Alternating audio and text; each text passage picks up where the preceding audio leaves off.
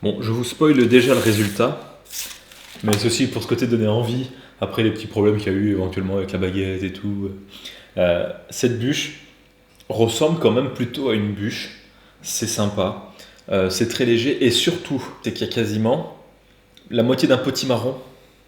Et en plus, si vous regardez, la génoise est verte, tout ça sans colorant alimentaire. Et ouais, je vous laisse la vidéo, mais elle est très bonne. Légère et je trouve suffisamment originale pour faire la conversation et se dire bah ça va, je mange du légume, allez passe-moi une deuxième part. Pour cette bûche, les ingrédients vont pas être trop compliqués. La génoise, celle que je fais depuis pas mal de temps, je trouve la plus simple. Donc des œufs, du sucre, de la farine. Sauf que là il va y avoir un petit twist. Cette recette est beaucoup trop simple. Mettre du potimarron dans une bûche de Noël, c'est beaucoup trop classique. Donc pour apporter encore un petit twist, j'aimerais bien la colorer, cette génoise, et si possible en vert, pour rester dans le thème couleur de Noël. Ce que je vais prendre ici, c'est de la spiruline, qui aura sûrement un goût, mais avec le sucre et tout le reste, je me dis que ça devrait aller. Et donc là, évidemment, j'ai que les petites gélules comprimées, donc je vais les broyer. Perso, j'aime bien le goût comme ça, ce goût un petit peu iodé dans les œufs. On va rajouter le sucre. Et donc là, un peu moins de 25 grammes de sucre par œuf. Donc 5, ça nous fait 115. Voilà, et on va battre ça. Et ici, on a le plus joli vert que j'ai fait, qui fait naturel. Ici, avec des petites pointes de vert foncé. Donc ça, c'est sympa comme tout. Je mets la farine, qui n'a pas été tamisée. Donc ce que j'ai fait, c'est que j'ai mis aussi une pointe de thé matcha que j'avais de l'année dernière, que j'ai pas forcément bu entre temps, ni utilisé. Et donc ouais, pareil, dans l'émission que j'avais regardé hier justement, je pensais faire une bûche avant, hein, mais hier ça m'a décidément... Enfin, je me suis dit, bon allez, il faut que je la fasse. La bûche disait qu'il fallait faire chauffer ce mélange à 40 et quelques degrés pour que l'œuf coagule ou je sais pas quoi. Enfin si, c'était pour que l'œuf coagule. Bon après, moi ma génoise, j'ai jamais fait cuire cette préparation, jamais mis au bain-marie. Ça a très bien marché sans. Et quand je voyais le résultat à la fin, je me suis dit, bon, finalement, ma bûche est pas, enfin ma génoise n'est pas si pire. Je continue à faire le truc un peu plus simple que je sais faire. Voilà. Ici, la plaque et la préparation. Si le gâteau est fin, c'est pas non plus un énorme problème. Pas une température trop élevée, parce que sinon, on perd la couleur. Et on tend vers des marrons pas très jolis. Cette couleur, c'est, je dirais, vert entre le pistache et amande, et c'est pas mal du tout. Et au goût, voilà, j'ai rajouté aussi un peu de, en parlant d'amande, d'extrait d'amande, pour pas qu'on ait trop le goût de la spiruline. Le thé matcha aide beaucoup pour le goût, qui est sympa, plus qu'à mettre au four. L'élément clé de cette bûche, ça va être le potimarron. Pour ceux qui me suivent depuis un certain temps, il n'y a pas de surprise.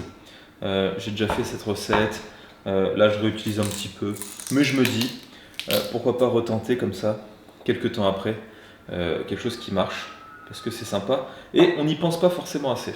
Donc ce que je vais faire, c'est que je vais enlever les pépins, couper en morceaux. Ça doit être super intéressant de me voir découper du potimarron, mais bon, je me dis qu'on peut trouver quelque chose de mieux à faire. C'est découpé, je rajoute de l'eau, je fais bouillir comme ça nature, s'il y en a trop je garderai pour la soupe. Là il y en a un petit bout en plus que je garde forcément pour la soupe, mais je vais quand même faire cuire ça, j'ai pas envie de trop que ça déborde. Et il faudra que ça refroidisse, donc là pouf, on a encore du temps. Et voici, après la cuisson, bon bah, il y a une partie au-dessus qui est devenue un peu marron, c'est normal. Il n'y a pas tellement d'autres options pas d'autres moyens de faire tellement mieux. Hop, nickel. Et là c'est que je vais rouler tant que c'est chaud, je vais m'aider du torchon, mais pour rouler à l'intérieur du papier sulfurisé, parce que le torchon c'est bien, mais oh là là. Ouais. Et on va laisser refroidir comme ça pour pas que ça sèche.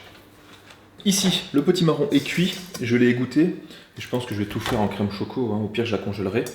Et donc il faut encore que ça soit chaud, c'est un peu le principe pour que tout ça marche. Et là, je vais rajouter du chocolat. Et il n'y a pas besoin de le mettre au micro-ondes, l'aluminium c'est pas fou. Et c'est quasiment les deux seuls ingrédients. Je pense que je vais mettre 2 tablettes. Donc ça donne pas vraiment envie. Je vais mixer et après ça devrait être beaucoup mieux. Après, je suis quand même assez fier, honnêtement, de cette crème au chocolat. Ça fait longtemps que je ne l'avais pas faite. Et essayer d'avoir cette texture aussi facilement avec du lait, de la crème, des œufs, tout ça. Là, on a une purée, parce que globalement, c'est une purée, qui est quand même hyper lisse, et c'est que au mixeur plongeur. J'aurais pu le mettre au robot qui a plus vite pour avoir quelque chose de encore plus lisse. Je pense que j'aurais pu avoir un petit peu plus lisse, mais là, ça n'aurait pas été de beaucoup. Normalement, il n'y a pas de morceau, parce que si on tombe sur un morceau de potimarron, il faut faire gaffe. Donc, ce que j'ai fait, c'est que j'ai mis en tout 2 tablettes et demie. Ça fait beaucoup, mais là, il y a à peu près 3 litres au moins de crème. Il y a un potimarron quasiment entier. J'ai rajouté un petit peu de café, un petit peu d'extrait d'amande amère, un petit peu de sucre, mais pas tant que ça. Je vais mettre quoi, 2-3 cuillères à soupe de sucre. Le potimarron est déjà un peu sucré, le chocolat aussi. Et là, cette crème, elle est tellement bonne. Il y a vraiment ce goût de chocolat. Si on est vraiment difficile, ça va pas fondre en bouche comme une crème au beurre, par exemple. Je n'ai pas dû en manger souvent de la crème au beurre. Il y a ce côté presque, si on est vraiment difficile, un petit peu farineux du potimarron. Mais je pense qu'avec le gâteau et tout, ça ne se sentira pas du tout. Et là, on a quelque chose qui est un peu lourd. C'est vraiment très chocolaté. Et on va compenser ça avec une génoise légère, par exemple. Et peut-être quelques fruits. Donc ça, il faut que ça refroidisse avant de pouvoir assembler le tout. Donc ici, la génoise a refroidi. Regardez-moi comme c'est beau. On voit que ça se coupe un peu, mais c'est pas grave, il va y avoir du chocolat qui ira dans les fissures. Je vais commencer à mettre de la crème au chocolat. Ce qu'on aurait pu faire, mais là, la génoise est quand même assez pas liquide, mais elle est pas sèche. Donc je vais pas mettre de sirop ou quoi. Bon, de toute façon. Et on est 2 à l'appartement. Toujours bien pu doser. Des framboises que je vais mettre bien au centre. Plus ce qui est bien, c'est en mettant les fruits congelés, même si ça rend un peu d'eau, il y a la génoise qui va absorber l'excédent. Et aussi, les fruits surgelés, ça permet de faire figer la crème. Et là, la partie un peu compliquée, ça va être de rerouler. Ah, c'est une bûche, c'est un roulé, quoi. J'aurais peut-être dû beurrer le papier sulfurisé. Ou alors, j'ai juste à... Non, je vais peut-être juste couper les bords. C'est joli quand même. Ça fait très prairie. J'aurais pu faire ce gâteau pour faire de la mousse. Parce qu'on dirait vraiment de la mousse pour le trompe-l'œil terrarium. Et voilà ma bûche. Il faudrait peut-être la couvrir. La mettre au frigo quand même. Et après je couvrirai avec la crème. C'est pas mal du tout. Très très très bon. Regardez-moi cette magnifique bûche. Et en plus, l'intérieur ne coule pas. Et ça c'est pas mal.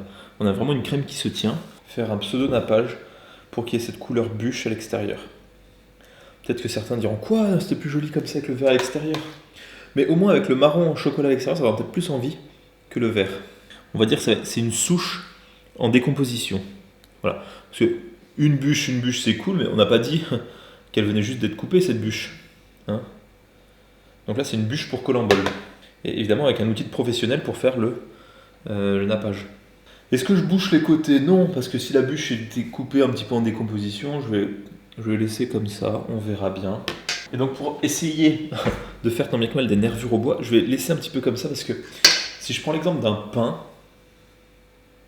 il y a un petit peu des écailles dans la longueur.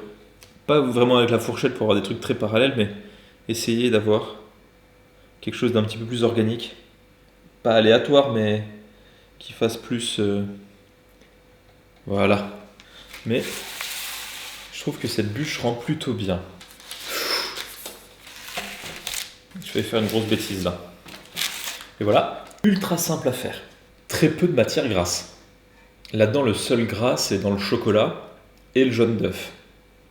Après, ok, il y a du sucre. Pas de colorant artificiel. C'est bon, ça je le laisse en entier. Quand même pour le côté visuel, je vais plutôt m'attaquer à ça. Forcément, à la découpe, les framboises, ça fait très couleur de sous-bois qui est sympa. Bon, qui c'est pas forcément le meilleur argument.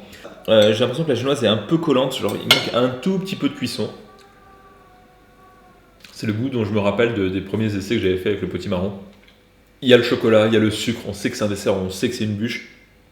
Mais c'est pas... Oh, la génoise est légère, la purée de légumes, ça passe très bien. Je trouve que c'est une façon super de cacher du légume dans un dessert. Et je vais encore prendre parti, mais je dirais, c'est au niveau voire mieux que la courgette dans un gâteau au chocolat. Voilà, c'est dit. Je vous souhaite un excellent Noël à tous, si vous le fêtez. Si vous le fêtez pas, bonne journée. Cette série qui va se terminer, ce sera la dernière de l'année. J'ai pas prévu de tourner de vidéo entre Noël et le premier de l'an. Je suis en vacances, je me repose après ce mois qui est un petit peu tendu. Je vous dis merci beaucoup, j'espère que cette recette vous plaît. Il n'y a pas de raison, c'est bon.